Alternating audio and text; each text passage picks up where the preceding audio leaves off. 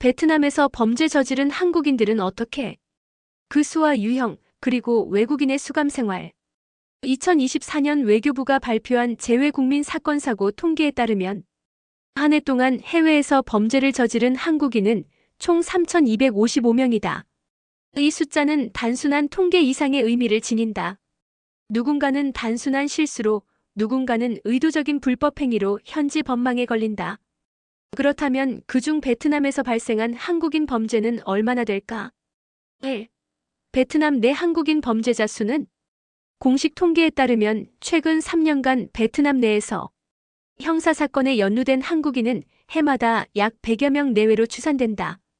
이는 전체 해외 범죄자의 3% 내외에 해당하는 숫자다.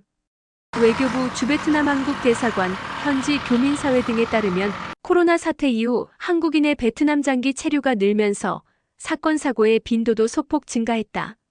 2023년 기준으로 보면 베트남에서 체포되거나 조사를 받은 한국인은 약 110명으로 파악되며 그중 상당수는 구속수사 또는 기소까지 이어졌다. 다만 실제 형을 선고받고 수감 중인 사람은 그보다 적다.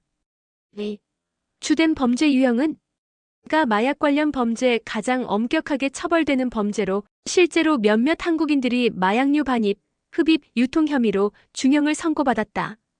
베트남은 마약에 대해 무관용 원칙을 적용하며 일정량 이상 소지 시 사형까지도 가능하다. 나 폭행 및 성범죄 주로 유흥업소에서 발생하는 시비 끝에 폭행이나 음주 관련 사건이 많다.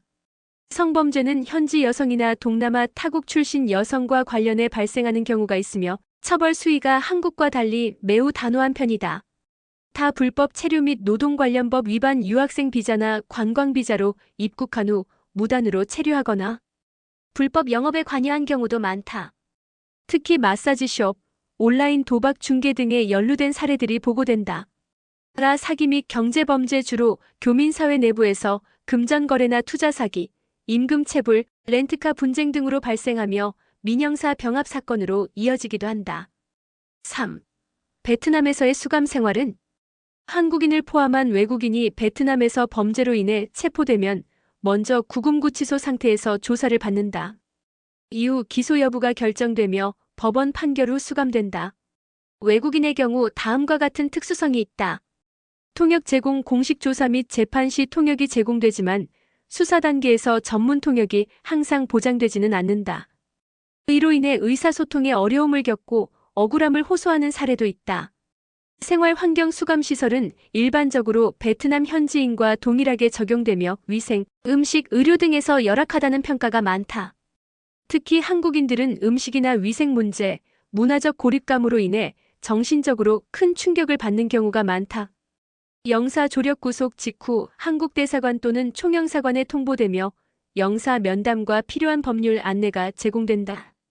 하지만 법률 대리인 선임은 본인의 책임이며 외교부의 역할은 조언 및 모니터링에 한정된다.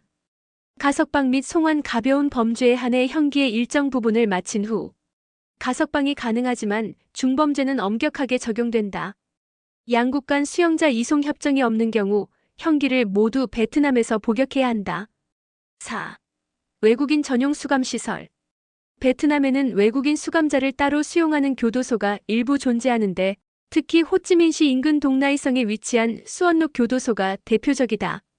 남부 베트남에서 외국인 범죄자들이 수감되는 주요 시설로 알려져 있다. 호찌민시에서 자동차로 약 2시간 거리다. 호찌민 인근 외국인 전용 수감시설, 그곳의 실상은 베트남은 외국인 수용자의 경우 언어, 문화, 안전상의 이유로 지역 교도소 대신 일정 수 이상의 외국인이 수감 중인 곳으로 집중 배치하는 경향이 있다. 수언록 교도소는 그러한 목적에 맞게 외국인 수감자 전담 구역을 갖추고 있는 것이다. 이는 마치 한국의 청송교도소나 여주교도소에 특정 범죄의 수용자를 집중 수용하는 것과 비슷한 개념이다. 이곳에는 한국인을 포함해 중국, 나이지리아, 러시아, 필리핀, 캄보디아, 말레이시아 등 다양한 국적의 수감자들이 함께 생활하고 있다. 수감자의 생활은 어떨까? 언어 장벽 기본적으로 영어 통역이 제공되지만 수용자 중 상당수는 영어 소통조차 어려워 큰 스트레스를 받는다. 통역이 제한적이기에 수용자들 간의 갈등도 적지 않다. 격리 아닌 공동 수용 국적별로 완전히 구분되지는 않는다.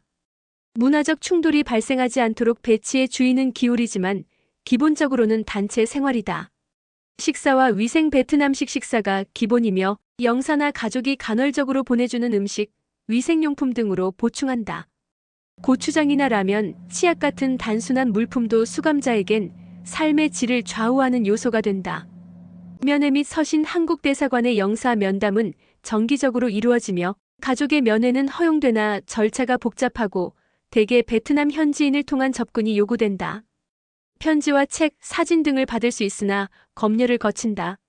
노역 여부 중범죄자 또는 장기 수용자의 경우 일정 수준의 노동이 부과되기도 한다. 하지만 외국인의 경우 안전상의 이유로 강제 노역은 드물며 대신 교정 프로그램이나 종교 활동이 허용된다. 베트남은 한국과 달리 사회주의 법체계를 유지하고 있으며 특히 마약과 성범죄, 외국인의 불법 경제활동에 대해 매우 엄격하다. 관광지라는 인식만으로 아니한 행동을 한다면 돌이킬 수 없는 결과를 맞게 된다. 해외에서의 일탈은 단순한 개인의 문제가 아닌 국가 이미지와도 직결된다. 해외에 나가 있다면 특히 베트남처럼 외국인에 대한 감시가 엄격한 국가에 체류 중이라면 그 어떤 실수도 관대하게 넘어가주지 않는다는 점을 명심해야 할 것이다.